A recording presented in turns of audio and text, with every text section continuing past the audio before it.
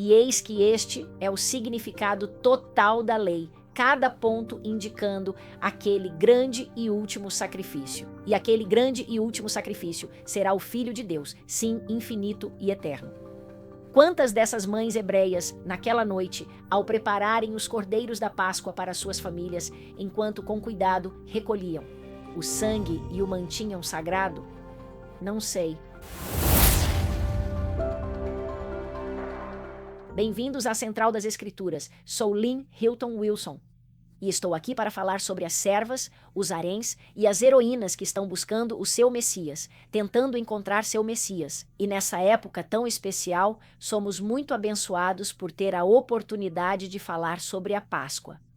Acho que essas duas lições, a da Páscoa da semana passada e a desta semana, deveriam ser sempre vistas juntas para uma apreciação completa. Pois ambas se referem a isso. Ao olharmos especificamente para maneiras de fortalecer o testemunho e a fé em Jesus Cristo, fico bem entusiasmada em poder observar essas notáveis filhas de Israel, essas mulheres e moças, juntamente com seus familiares da nação hebraica que testemunharam a mão de Deus em suas vidas, registraram essas histórias e as mantiveram vivas. Aprendemos sobre as mulheres e famílias egípcias e as hebraicas que receberam as pragas, que foram poupadas de pelo menos 6 pragas, e então as mulheres hebreias que pegaram prata e ouro de vizinhas egípcias e também dos maridos delas. Mas eu quero dar um passo para trás e olhar a linha do tempo um instante. Somos muito afortunados nas Escrituras. Êxodo capítulo 12, versículos 40 e 41, nos diz por quantos anos isso está acontecendo aqui. E então, se vamos usar a data aproximada de Abraão, por volta de 2000 a.C., e eles estiveram no Egito por cerca de 430 anos. E foi o período entre Abraão e Jacó descendo para o Egito. Temos cerca de 215 anos, pois Abraão viveu 175 e Isaque 180. Isso realmente ajuda a podermos juntar todas essas peças. No meu folheto, tenho todas as fontes que embasam isso. Isso nos levaria a aproximadamente 1350 a.C. Não sei com certeza, talvez um século para mais ou para menos. É na Idade do Bronze. Mas se olharmos as Escrituras de Gênesis, capítulo 15, onde o Senhor profetiza a Abraão que seus descendentes serão estrangeiros em uma terra que não é deles, e serão escravizados e maltratados por 400 anos. E então, em Êxodo 12, os versículos que acabamos de ler, eles viveram no Egito por 430 anos antes de voltar a Canaã. Em 1 Reis, capítulo 6, diz que o êxodo ocorreu 480 anos antes do 4º ano do reinado do rei Salomão. Então, todos esses nos dão uma data um pouco diferente. Juízes 11, Êxodo 1, vocês sabem, cada um nos dá alguma informação histórica. Então, mais ou menos 100 anos, estamos nessa época, quando Deus envia as pragas.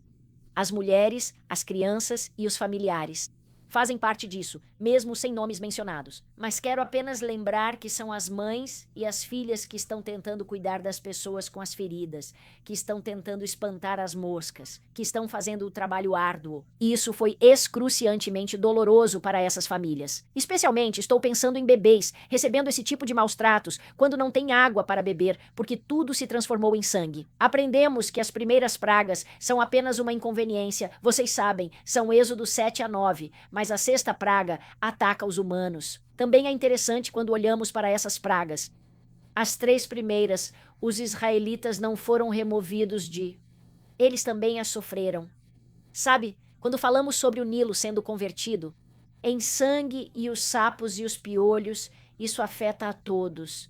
Só quando chegamos às moscas é que eles não estão na terra de Gósen. Fiquei interessada em fazer um pequeno estudo comparando as 10 pragas de Moisés com as do livro de Apocalipse. As 7 pragas antes dos últimos dias e ver quantas delas se sobrepunham. A fonte de água é poluída, o mar será atingido e a água ficará amarga, segundo o livro de Apocalipse. E então teremos a 6ª praga de Moisés, que é esse pó fino que se transforma nessas feridas purulentas no tempo de Apocalipse. Fala sobre dificuldade de respirar pela fumaça e enxofre.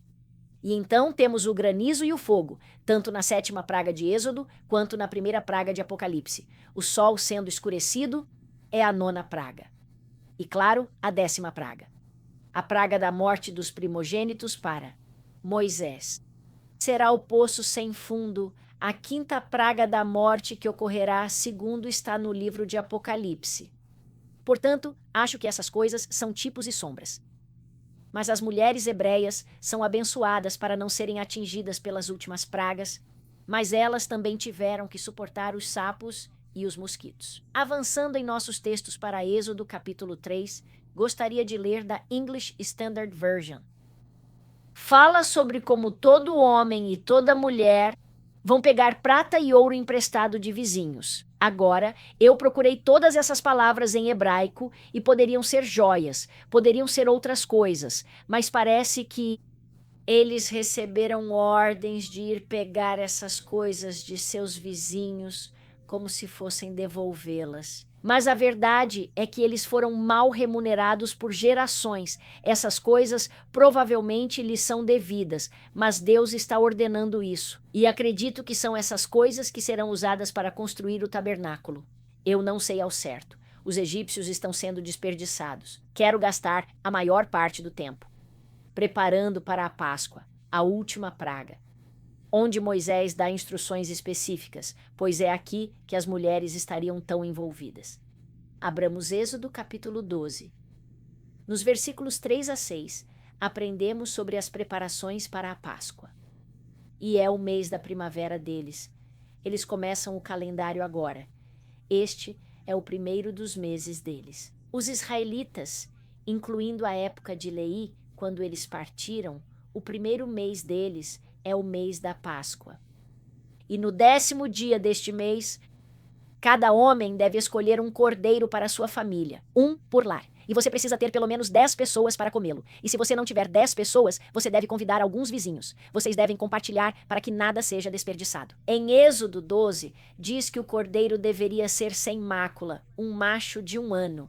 E você pode escolhê-lo entre as ovelhas ou as cabras. E você o guarda consigo. Naquele 10º dia, você o escolhe. E no 14º dia, ele será sacrificado, porque a noite do 14º dia é quando a Páscoa se inicia. Agora, apenas como um lembrete, os hebreus começam o dia ao pôr do sol, porque na criação havia trevas antes da luz. Então, em suas mentes, o dia começa na escuridão. Então, temos o cordeiro pascal sendo abatido pouco antes do pôr do sol, e tornou-se tradicionalmente feito às 3 horas da tarde. Ao examinarmos cada um desses símbolos, sem defeito, macho, no auge de sua vida, das ovelhas ou das cabras, e depois mantido dentro de seu próprio povo, com seu próprio povo do 10º ao 14º, nós conseguimos ver muitos paralelos com o Cordeiro de Deus, esta bela imagem de nosso Salvador. E se estivermos usando o Evangelho de João e voltando ao 10º dia, descobrimos que é o Domingo de Ramos. Temos registros em João e Mateus sobre como os principais sacerdotes e escribas viram as coisas maravilhosas que ele fez. E as crianças que estavam clamando no templo, Hosana ao filho de Davi, e eles ficaram indignados.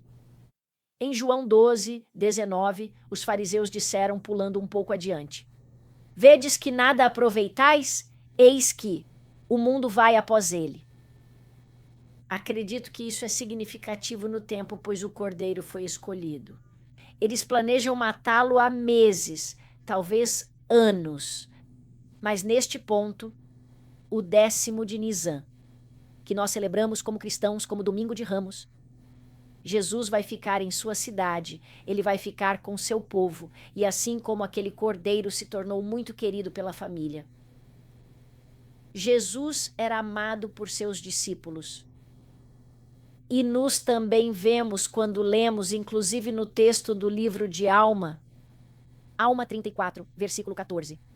E eis que este é o significado total da lei, cada ponto indicando aquele grande e último sacrifício. E aquele grande e último sacrifício será o Filho de Deus, sim, infinito e eterno.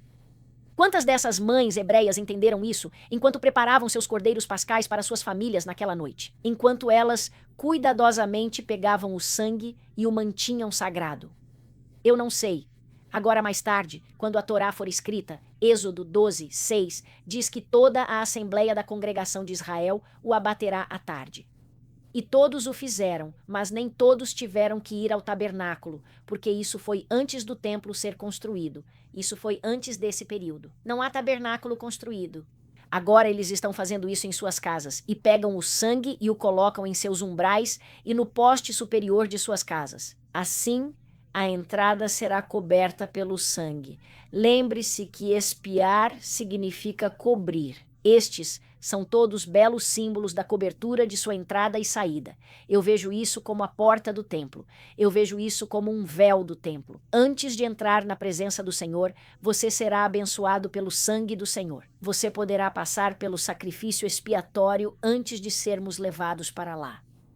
Então, naquela noite, nas casas egípcias, as mulheres perderam seus filhos, perderam seus cônjuges. Qualquer um que fosse primogênito foi morto, a menos que você tivesse o sangue do cordeiro cobrindo seu umbral. Mas aquelas mulheres hebreias, naquela noite, foram protegidas se tivessem colocado o sangue em seus umbrais como um símbolo, como um sinal do caminho de volta para a árvore da vida, do caminho através do sacrifício expiatório do nosso Salvador. Esses símbolos são tão poderosos e a maneira como eles cozinham a carne diz: certifique-se de queimá-la. Fogo é um elemento de purificação. As mulheres tinham que garantir que fosse assado com fogo. E são elas que estão fazendo o pão ázimo com suas ervas amargas, e os símbolos podem não ter sido claros para elas naquela noite. Mas ficou claro com o tempo. Essas mulheres logo aprenderiam, seja nesta vida ou na próxima, sobre os símbolos importantes que elas estavam criando ao seguir Deus com exatidão. Não tinham fermento em casa e comeram o cordeiro inteiro, nada sobrou. Tiveram que comer tudo, assim como tudo o que fazemos deve ser completamente cumprindo a lei de nosso Salvador. Não há salvação em verdades parciais. Aprecio a reiteração dos Doutrina e Convênios na seção sobre a lei da consagração e o que a igreja deve viver. Na seção 42, versículo 29, se me amas, servir-me-ás e guardarás todos os meus mandamentos. Então, priorize as coisas de Deus, aceite seus chamados, faça seu ministério e priorize as coisas de Deus. Voltando ao livro de Êxodo, no capítulo 12, nos é dito que eles devem guardar esta festa por suas gerações. E eu, particularmente, amei guardar esta festa como parte da minha celebração cristã da Páscoa. Eu amo guardar a festa com os símbolos de nosso cordeiro sacrificial, e o Herosete, representando a argamassa que foi usada no Egito para fazer as cidades de Ramsés, e as ervas amargas de sua amargura, e a água salgada pelas lágrimas que foram derramadas pelas mulheres. Os símbolos da Páscoa são lindos quando os conectamos à última ceia. Os evangelhos sinóticos dizem que a última ceia foi uma festa de Páscoa, mas João diz que o Salvador morre como o Cordeiro Pascal. Este é o dia anterior. E enquanto examinamos estas narrativas, é importante que vocês compreendam a relevância das mulheres nestas histórias e as suas sacrifícios de tempo, de habilidades e de energia para seguir o Senhor com precisão são um prenúncio de Cristo, que se torna o nosso sacrifício. E termino com as palavras de Paulo para ele, em 1 Coríntios 5, 7. Porque Cristo, nossa Páscoa, foi sacrificado por nós. Ao meditarem nestes belos capítulos desta semana em Êxodo, que vocês consigam vislumbrar tipos de Cristo e que possam retroceder na história e adentrar naquela pequena cidade de Gósen, no Egito, e adentrar naquelas pequenas salas e observar as mulheres preparando o pão e fazerem disto uma tradição na vossa família, onde vocês possam realmente recriar um seder, como se estivesse repleto de todos os tipos e símbolos cristãos de o Livro de Mórmon, a Doutrina e Convênios e o Novo Testamento. Sou grata por saber que o sangue do Cordeiro foi derramado por nós e que ele nos poupará e que podemos ser perdoados dos nossos pecados, tanto os grandes quanto os pequenos, enquanto nos esforçamos para viver tudo o que ele nos ordenou. e ao me arrepender diariamente, eu oro que eu, como uma filha de Deus, possa me achegar à sua presença de forma mais íntima e regular para ser uma serva melhor para Ele. E espero que as vossas orações também sejam respondidas. Em nome de Jesus Cristo, nosso Salvador. Amém.